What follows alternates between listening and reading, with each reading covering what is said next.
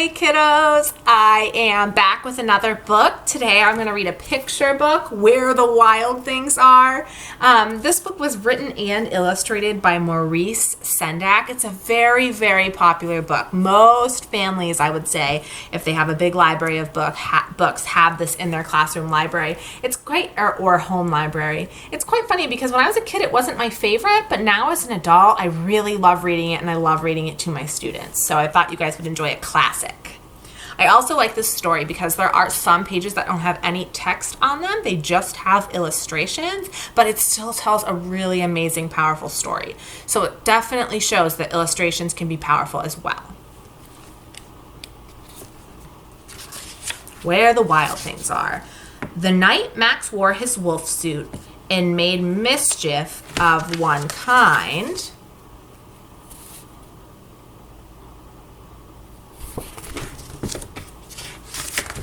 and another.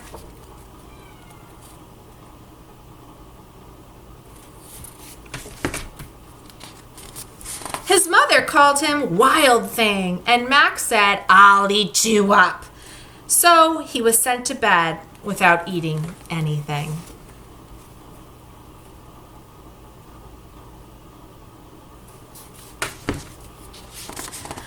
That very night, in Max's room, a forest grew.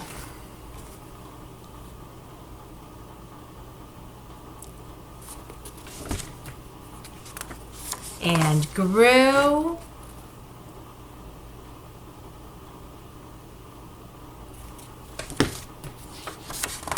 And grew until his ceiling hung with vines and the walls became the world all around. I love this illustration. It makes me think of Bermuda with all the palm trees.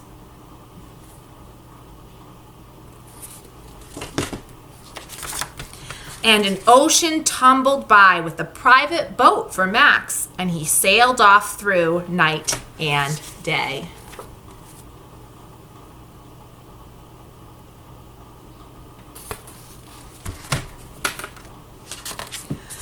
And in and out of weeks, and almost over a year, to where the wild things are.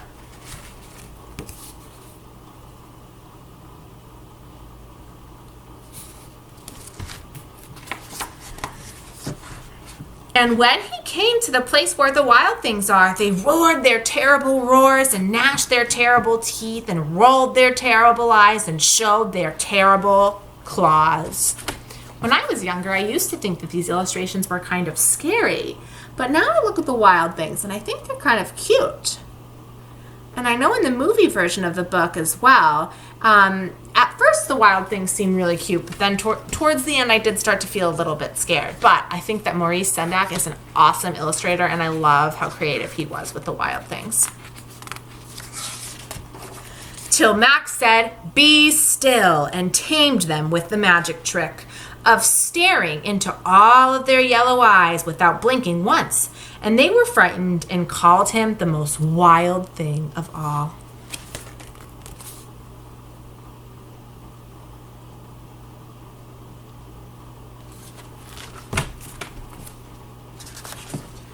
And made him king of all wild things. And now, cried Max, let the wild rumpus start.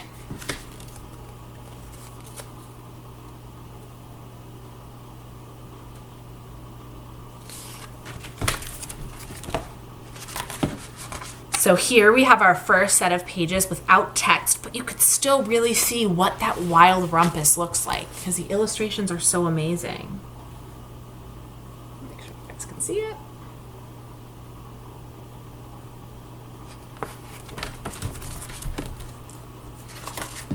And here's another one. This time they're all hanging on these really sturdy tree branches.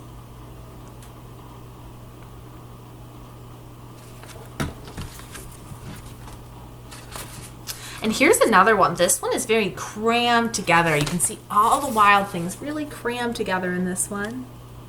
They look humongous compared to Max. "Now stop," Max said, and sent the wild things off to bed without their supper.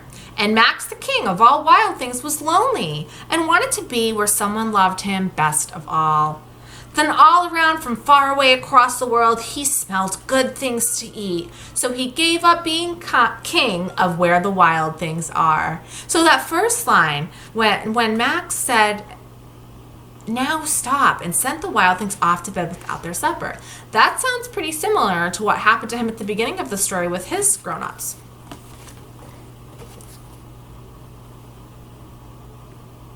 I can tell from that illustration right there, from Max's body language, that he is not happy right now.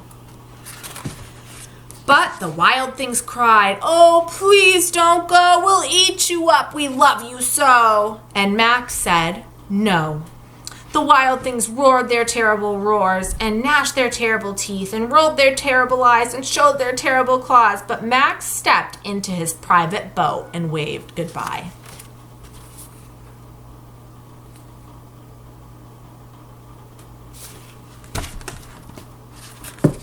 And sailed back over a year and in and out of weeks and through a day.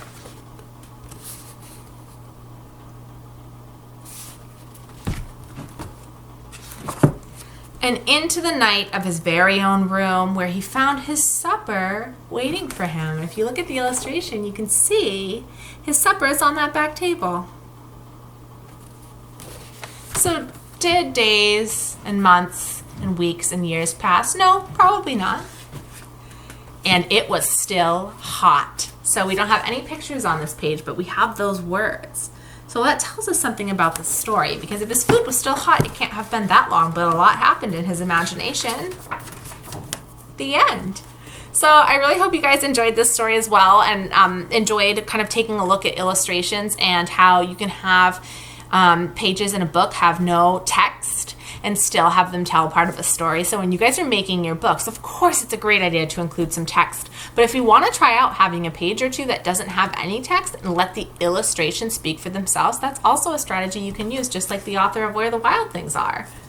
All right, I hope you enjoyed this. A great picture book mix-up for our daily videos, and I will see you next time. Bye!